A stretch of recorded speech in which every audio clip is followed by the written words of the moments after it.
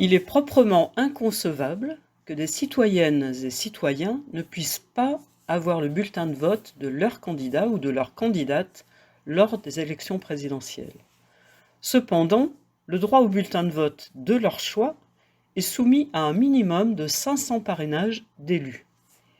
Il nous apparaît donc que l'ensemble des élus, soit 40 000 environ au total, dont plus de 35 000 maires, doivent faire en sorte que tous les candidats sérieux, ceux qui ont un programme politique, qui ne sont pas tombés dans la course par jeu ou par provocation, et qui sont soutenus par un nombre avéré de dizaines, voire de centaines de milliers de citoyens et citoyennes, puissent se présenter aux élections. On se dit que 500 signatures, c'est pas beaucoup sur un total de 40 000 personnes susceptibles de parrainer. Et pourtant, on se rend compte que c'est beaucoup. Parce qu'il y a de telles pressions, de tels blocages, souvent un « c'est pas mon problème » et parfois un certain manque de courage, que finalement, oui, il est difficile de récolter 500 signatures. Prenons l'exemple de Jean-Luc Mélenchon, mais ce peut être valable pour d'autres candidats ou candidates. Il y a des communes où Jean-Luc Mélenchon était premier ou deuxième meilleur score au présidentiel de 2017. Cette réalité ne peut être ni balayée ni méprisée. Comment serait-il possible aujourd'hui que quelques signatures d'élus manquantes lui interdisent de représenter l'Union populaire et l'Avenir en commun à la présidentielle? C'est absolument inconcevable pour les personnes qui ont déjà dans l'idée de voter pour lui. Il est de plus le seul candidat qui est demandé à réunir des signatures citoyennes et qui en a, à ce jour, réuni plus de 270 000.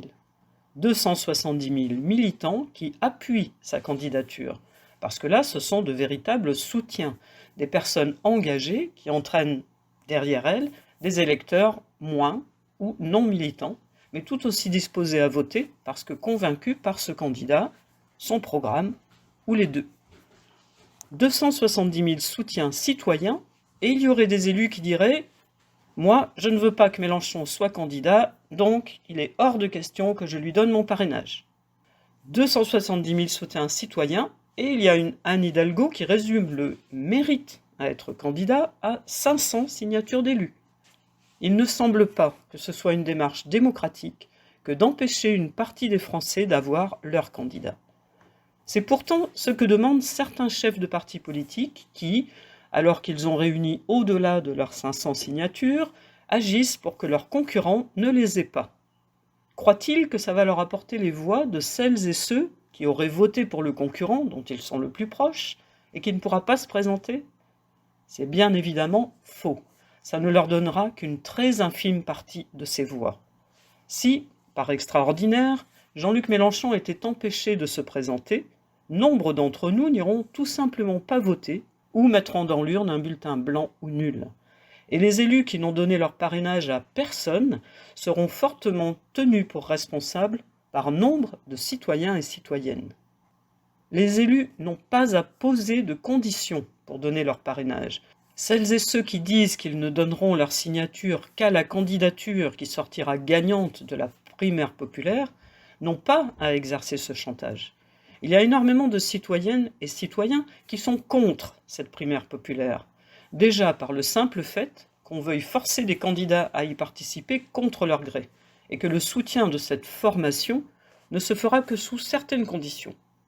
Si vous êtes un élu, vous n'avez pas à faire du chantage ni aux candidats, ni à leurs électeurs potentiels.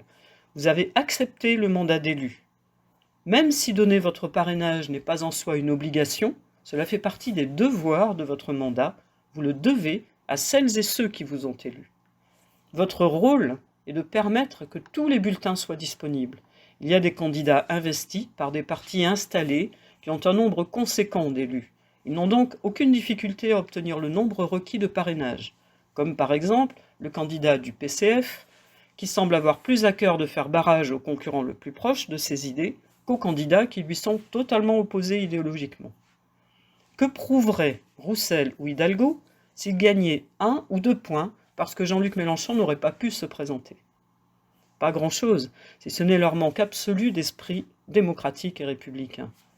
Si ces candidats veulent montrer qu'ils ont plus de valeur que Mélenchon, qu'ils se présentent en concurrence, qu'ils défendent leurs programmes et leurs idées et qu'ils tentent de convaincre les électeurs. C'est pas plus compliqué que ça.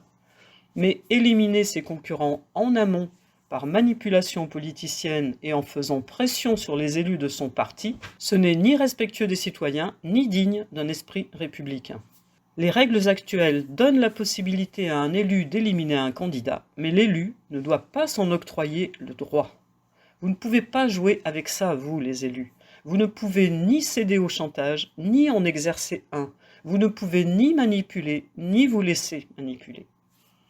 Alors, mesdames et messieurs les élus, ayez un peu de courage en dénonçant les pressions et en les refusant, et faites preuve d'esprit républicain. Les électeurs vous en sauront gré.